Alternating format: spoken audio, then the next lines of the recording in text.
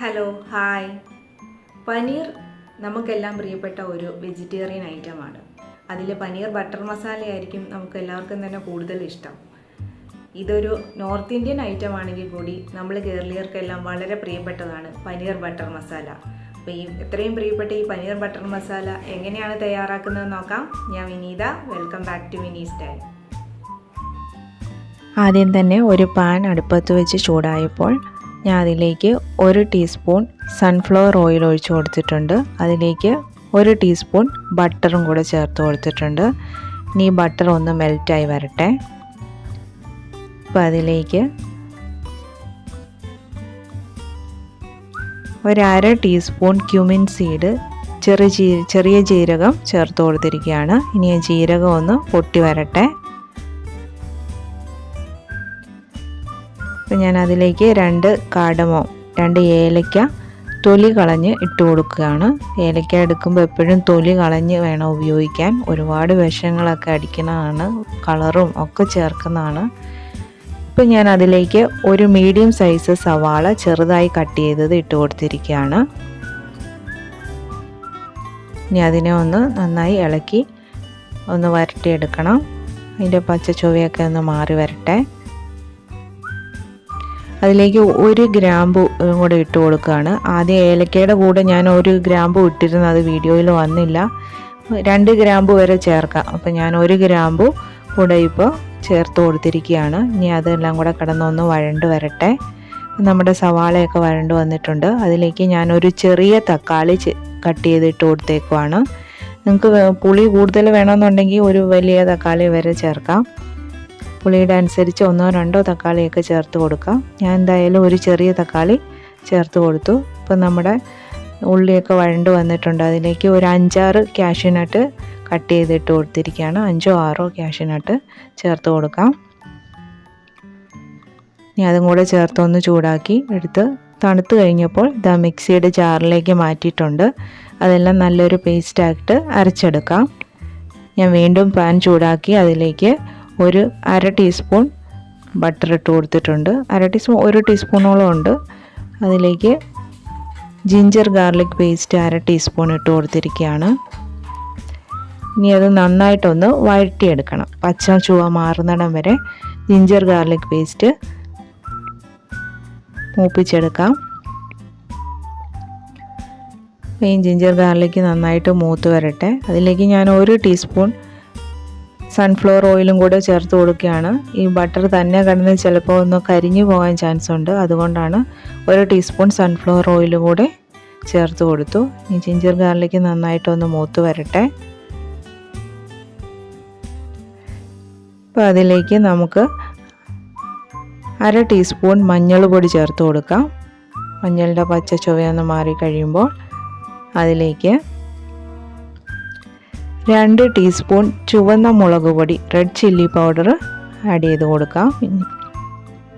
അതിൻ്റെയും പച്ച ചുവയൊന്ന് മാറി വരട്ടെ. മുളക് പൊടിയും മൂത്ത് വരുമ്പോൾ നമുക്കതിലേക്ക് 1 ടീസ്പൂൺ മല്ലിപ്പൊടി കൊറിയാണ്ടർ പൗഡർ ചേർത്ത് കൊടുത്ത് മിക്സ് ചെയ്യാം. ഇതെല്ലാം ഒന്ന് നന്നായി മൂത്ത് വരട്ടെ. ഇപ്പം നമ്മുടെ മസാല നന്നായി മൂത്ത് വന്നിട്ടുണ്ട്. അപ്പോൾ അതിലേക്ക് അരച്ച് പേസ്റ്റാക്കി വെച്ചിരുന്ന ഉള്ളി ചേർത്ത് കൊടുക്കാം. നല്ല പേസ്റ്റായിട്ട് അരച്ചെടുത്തിരിക്കുന്ന കൂട്ട് ചേർത്ത് അതിൻ്റെ ഒന്ന് മൂപ്പിച്ചെടുക്കണം. അതിന് മിക്സിയുടെ ജാറിലേക്ക് കുറച്ച് വെള്ളം ഒക്കെ ചേർത്ത് ഒഴിച്ചു കൊടുക്കാവുന്നതാണ്. ഒരു 1.5 കപ്പോളം വെള്ളം ചേർത്ത് കൊടുക്കാം നമുക്ക്. അതൊന്ന് തിളച്ച് വരുന്നുണ്ട്. മിക്സിയുടെ ജാറ് കഴുകി വെള്ളം ഒഴിച്ചു കൊടുത്തു. ഇനി ഇതെല്ലാം കൂടെ കിടന്ന് നന്നായിട്ടൊന്ന് തിളയ്ക്കണം.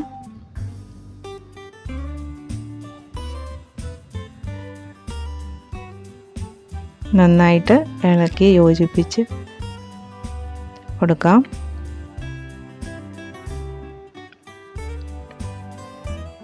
അപ്പോൾ അത് തിളച്ച് വരുന്നുണ്ട്. അപ്പോൾ അതിലേക്ക് നമുക്ക് ആവശ്യത്തിനുള്ള ഉപ്പിട്ട് കൊടുക്കാം. ഞാനൊരു 1/2 ടീസ്പൂൺ ഉപ്പ് ചേർത്ത് കൊടുക്കുകയാണ്. കൂടെ ചേർത്ത് നന്നായിട്ട് മിക്സ് ചെയ്തെടുക്കാം. ഈ സമയത്ത് വെള്ളമൊക്കെ ചേർത്ത് കൊടുത്ത് നന്നായിട്ട് യോജിപ്പിച്ചെടുക്കാം. നിങ്ങളുടെ ഗ്രേവി എത്രയാണോ തിക്നെസ് ആവശ്യമുള്ളത് അതനുസരിച്ച് വെള്ളം ചേർത്ത് കൊടുക്കാം. പനീർ ബട്ടർ മസാലയ്ക്ക് ഒരുപാട് തിക്ക് ഗ്രേവി അല്ല, എന്നാൽ ഒരുപാട് ലൂസ് ഗ്രേവി അല്ല. ഇതാ വെള്ളമൊക്കെ ചേർത്ത് കഴിഞ്ഞപ്പോൾ അതിലേക്ക് 100 ഗ്രാം പനീറാണ് ഞാൻ ചേർത്ത് കൊടുക്കുന്നത്. പനീർ ചേർത്ത് നന്നായിട്ട് മിക്സ് ചെയ്തെടുക്കാം. ഇനി അതിലേക്ക് 1 ടേബിൾ സ്പൂൺ കസ്തൂരി മേത്തിയാണ് ഇട്ട് കൊടുക്കേണ്ടത്. കസ്തൂരി മേത്തി നമുക്കെല്ലാം അറിയാം, ഈ ഉലുവ ഇല ഉണങ്ങിയതാണ്. കസ്തൂരി മേത്തി എന്ന് പറഞ്ഞ് സൂപ്പർ മാർക്കറ്റിലെല്ലാം വാങ്ങാൻ കിട്ടും. അത് കയ്യിലിട്ട് തന്നെ ഒന്ന് തിരുമ്മിയിട്ട് ഇട്ട് കൊടുക്കുക. അപ്പോൾ അതിൻ്റെ ആ ഫ്ലേവർ നന്നായിട്ട് ഇറങ്ങും. ഇനി അതിലേക്ക് കുറച്ച് മല്ലിയിലയും കൂടെ ആഡ് ചെയ്ത് കൊടുക്കാം. ഇനി എല്ലാം കൂടെ ഒന്ന് മിക്സ് ചെയ്തെടുക്കാം. ഇനി പനീർ ഒന്ന് തിളച്ചൊന്ന് വെന്ത് വരണം. പനീറിന് അധികം വേവൊന്നുമില്ല, നന്നായി ഒന്ന് തിളയ്ക്കുമ്പോൾ തന്നെ വെന്തോളും. ഒരുപാട് സമയം ഇട്ട് തിളപ്പിച്ച് കഴിഞ്ഞാൽ പനീർ കട്ടിയായി പോകാൻ ചാൻസ് ഉണ്ട്.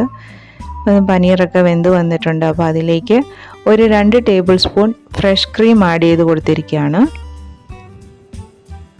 ഇനി എല്ലാം കൂടെ നന്നായിട്ട് മിക്സ് ചെയ്ത് കൊടുക്കാം.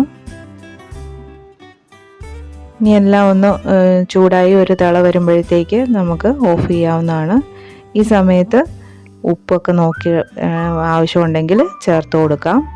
ഇനി എല്ലാം ഇളക്കി യോജിപ്പിച്ച് ഒരു തിള വരുമ്പോൾ നമുക്ക് ഫ്ലെയിം ഓഫ് ചെയ്യാവുന്നതാണ്. എന്നിട്ടൊരു സെർവിങ് ഡിഷിലേക്ക് മാറ്റാം.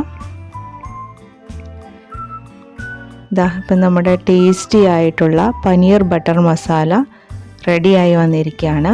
ഞാൻ അതിലേക്ക് കുറച്ച് ഫ്രഷ് ക്രീമും മല്ലിയിലയും 1 ചെറി ക്യൂബ് ബട്ടറും കൂടെ ചേർത്ത് അതിൻ്റെ മുകളിൽ ചേർത്ത് കൊടുത്തിട്ടുണ്ട്.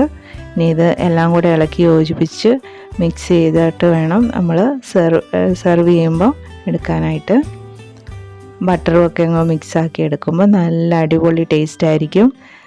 റെസ്റ്റോറൻറ്റിൽ കിട്ടുന്നതിലും ടേസ്റ്റി ആയിട്ടാണ് ഈ ബട്ടർ മസാല ഉണ്ടാക്കിയേക്കുന്നത്. നിങ്ങളെല്ലാവരും ഒന്ന് ട്രൈ ചെയ്ത് നോക്കൂ, എന്തായാലും ഇഷ്ടമാകും. പനീർ എല്ലാവരുടെയും ഇഷ്ടപ്പെട്ട ഒരു വെജിറ്റേറിയൻ ഡിഷാണ്.